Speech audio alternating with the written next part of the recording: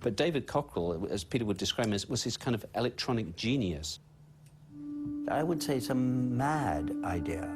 Can we have this? I want this. And he would produce it. He would understand exactly what my pathetic way of putting something was. He would be able to interpret it into a concrete electronic idea and make the bloody thing. And it worked. And very soon he realized that what we needed, the ultimate sequencer, was not going to be something which he could build or another engineer could build, but would be quite simply a digital computer. Well, a PDP-8 mini computer was the first, well, it was the first cheap computer, but cheap at that time was £5,000, which was not at all cheap in terms, well, as much as a house. I was lucky in those days to have a rich wife, and so we sold her tiara and we swapped it for a computer. And this was the first computer in the world in a private house. Putney, where Peter Zinoviev has a hobby which is strictly for boffins. He keeps it in his garden shed, and it's called Digital PDP 8/S. Yes, it's a computer, and it has a hobby too, composing music. Peter helps with the ideas, but the actual performance is all Digital's work. And digital computers were already used in process control in factories. That's exactly what we wanted. We wanted to process control for different sounds so that one would follow another or a combination of them would be heard together. He wanted to make, well, innovative music, sounds that nobody had made before. Peter Zinoviev was using computers in a way that would become commonplace in the mid-80s. He was doing it almost 20 years earlier with equipment that was large and unwieldy, not designed for the purpose.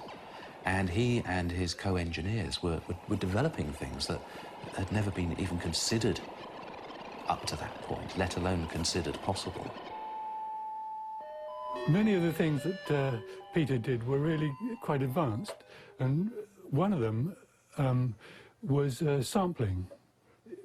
He made the first sampler that I know of anywhere in the world.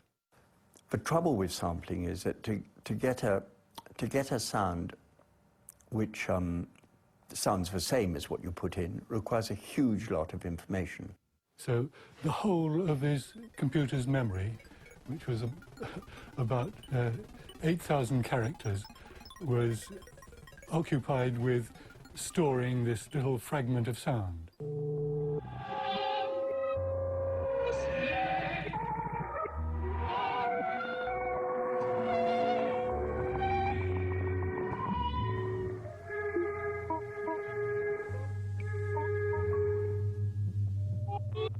It was at the cutting edge, and neither the people who came nor ourselves knew what we could do with this apparatus. I remember once Karl-Heinz Stockhausen came, and they collaborated for quite a while and spent a long time making a box the size of a fridge, which was insulated from a sound point of view, so that they could record the sound of a fly screaming.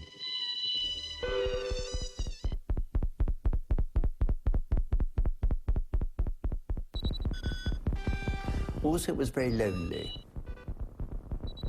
I had no idea that there was anybody else in Britain doing it at all, nobody. Then I discovered that Tristram, who'd been doing it for much longer than I had, and that was a great revelation. He was very well known. He'd done lots of film music, and we formed this new company, EMS.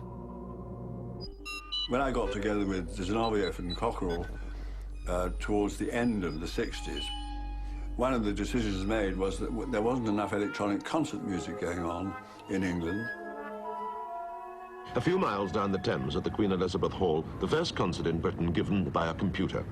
The next item, Partita for Unattended Computer by Peter Zinoviev, is a true live performance in the sense that no magnetic tape is being used at all. Furthermore, the computer has a choice at various stages in the procedure, and the piece therefore comes out different every time it's played. The performance you're about to hear is therefore unique and unrepeatable. First of all, checks are made to see that the composition is correctly loaded into the computer. The computer is started and will carry out the performance unattended.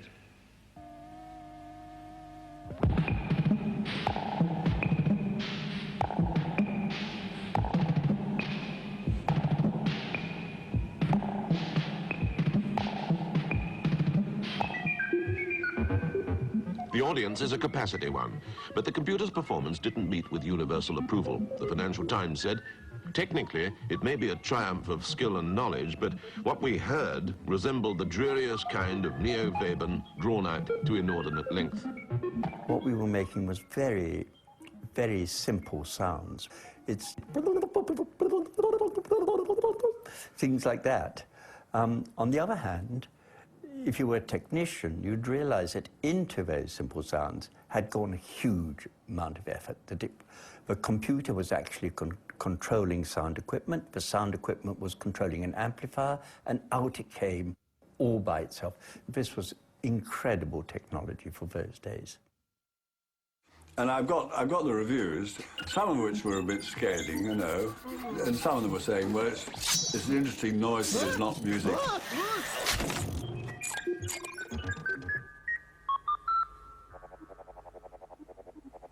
The whole purpose of EMS was to pay for Peter's computer studio. That was his first love. He thought he could pay for it by making miniature versions of the things he had in his studio that could be sold. And I thought that perhaps we could all work together and make something which was very profitable. We were approached by the Australian composer, Don Banks. He was an avant-garde composer who wanted an electronic box of tricks. And I built the box, and David filled it up with electronics. And the VCS3 was the first synthesizer in Europe. So it's very, very rare for a whole new class of instruments to come along, and that's what the synthesizer is. So in that extent, I think it's one of the pivotal moments in 20th century musical instrument history, the invention of the synthesizer. It's happening, it's been invented in America by Bob Moog, but Peter Zinoviev and Tristram Carey and David Cockrell have a unique part of this by building the VCS3, one of the very first synthesizers. The whole thing of it spinning off into, you know, progressive rock, experimental rock music, I think that was just a complete coincidence. Aspiring rock musicians, experimental people who never dreamed that they could own a synthesizer, suddenly it's within their price range. They can afford this piece of equipment.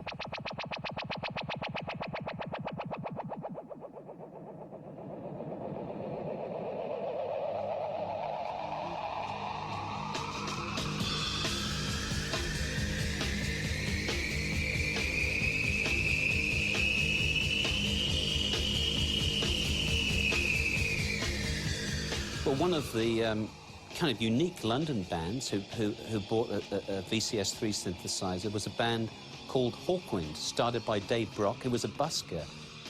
And Hawkwind had this incredible psychedelic space sound. I mean, what we were doing very basic riffs, you know, that used to go dum dum dum. Sorry, we used to practice on audiences, because what we're talking about is using these. You can actually get similar earthquake velocity, real bottom end, going for a big PA, the whole thing's.